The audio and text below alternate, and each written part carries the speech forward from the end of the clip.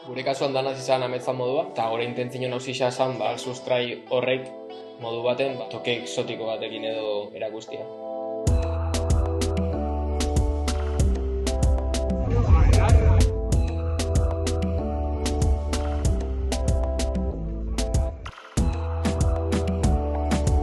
Azkenen gu Kostarrika joan izan behar genuen, eta proba genuen pitaya fruta, zuku baten bidez, eta konturatu ginen, fruta hori hemen ez zegoela Euskal Herrian. Eta pentsio genuen oso ondo egongo litzatekeela gure likorea sortzeko.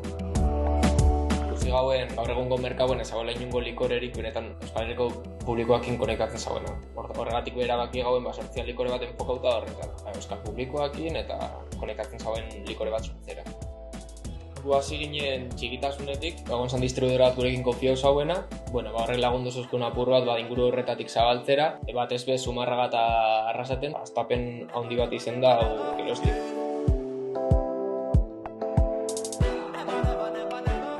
Oin 6 distribuidora dauzkeu, Nafarrotik, Errioxatik eta Gizerri badago, eta beti izaten du berdina, bakarrik hasten egea. Azkenen gure helburua hori da, Arrandako lekuetan, tabernatan, jaizeotea, zuek probatu alizatea.